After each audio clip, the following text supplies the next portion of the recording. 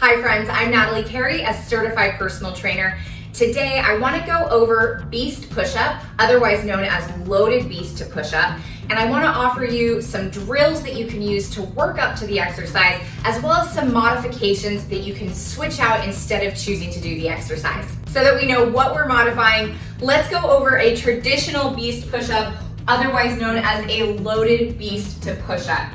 Hands go underneath the shoulders, toes tuck underneath you in this quadruped position, and then you lift the knees off of the floor so you're now hovering here, and this is what is known as beast position.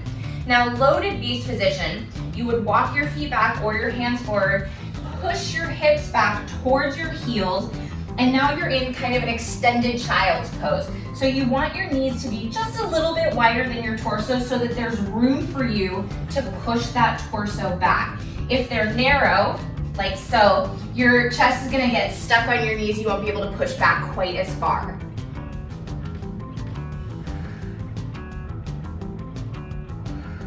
As we come forward into the plank position, hands end up just behind the shoulders, and then we're gonna lower down into our push-up, and then as we push up from the floor, we send our hips back. So this is the traditional beast push-up, otherwise known as loaded beast to push-up.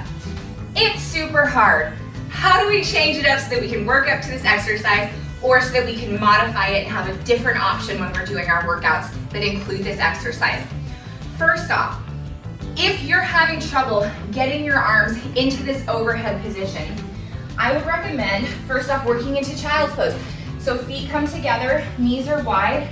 Work on extending your arms and your elbows all the way in front of you and being able to touch your chest, even your head down to your mat, and hold this position. If you want to make it a rest move, you can relax into it.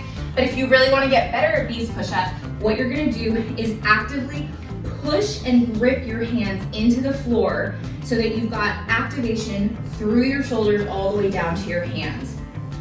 That is your first option. Another option, if you're finding that you're a little bit limited in your shoulder mobility, like maybe you can't get your elbows straight all the way, maybe your shoulders don't come all the way in line with your ears, I'm going to recommend that you grab a yoga block, put it on the wide setting, hands on either side, and I want you to squeeze that yoga block, then practice this drill of bringing the block all the way up in line with your ears while you're actively squeezing it, trying to keep those elbows as straight as possible, and then bringing it back down. That is a workout, my friend. And you might not get it all the way up in line with your ears on the first time that you try this. So just bring it up as high as you can. And one more tip on this one, I'll find that sometimes people will extend their rib cage out.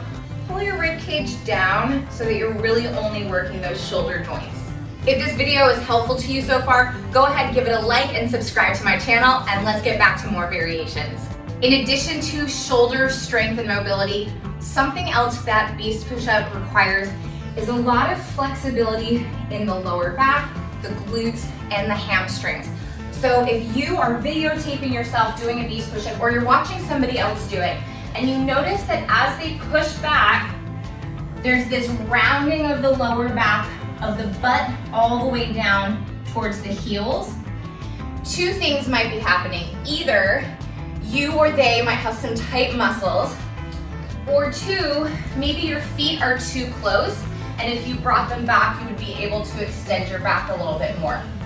If you're finding that those muscles, whether you bring your feet back or not, are still rounding under as you push yourself back, I have a drill for you to do instead of doing the full beast push-up. So I'll have you come into the beast position, hovering the knees, and then practice cat-cow. Extending the spine, looking up, you're extending your lower back, and then rounding your back, rounding the chin to your chest, rounding your pelvis under.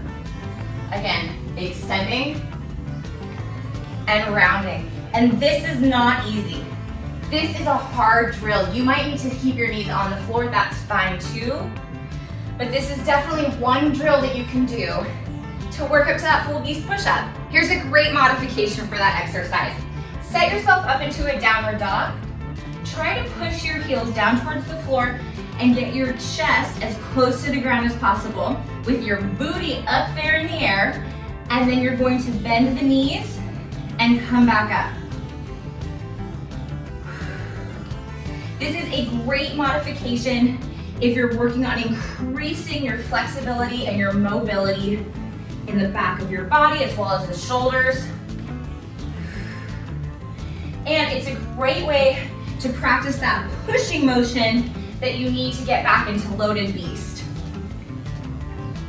Earlier I mentioned that in the beast push-up, when we push forward, our hands end up being just behind our shoulders, and they also end up being in a narrower setup than a usual chest push-up, like a traditional push-up. So something that you could work on, if you're not comfortable or feeling strong coming forward and then back up, I recommend that you work on your tricep knee push-ups.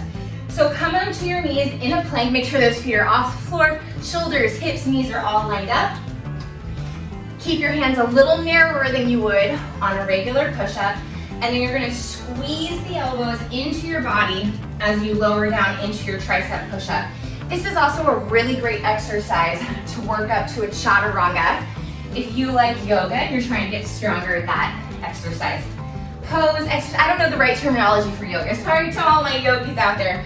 But yeah, on this tricep push-up, focus on trying to rotate the elbows forward, not the elbows, like the elbow pits forward a little bit so that your elbows are able to squeeze in towards your body. If you're familiar with my videos, you know I love bringing in a bench for an incline variation. Set yourself up in a plank. You're gonna go back into that loaded beast first, bending the knees, reaching the hips back behind you, and then push yourself forward into an incline push-up, back and forth. This is a great modification if you wanna join in on a workout and you're not quite to that variation done on the floor. This is still a ton of work. The last variation that I have for you is to use a door frame or something that's really sturdy to hang on to, like a squat rack. Practice coming down into a deep squat with your heels still on the floor, and then as you come forward, you're gonna push yourself into the wall in a wall push-up.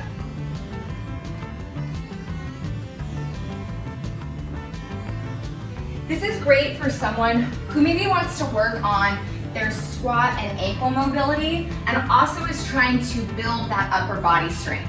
I hope that at least one of those variations was helpful to you so that you can master this exercise of beast push-up. It's so difficult. Don't let anybody tell you differently. And if you found another way to work up to this exercise, please feel free to share it in the comments. I love to hear new ideas. I also want to know if this video was helpful to you. So please let me know in the comments. Like, share, subscribe this video if it would help somebody else, pass it on along to them. I'm Natalie Carey. Thanks for being excellent to yourself today.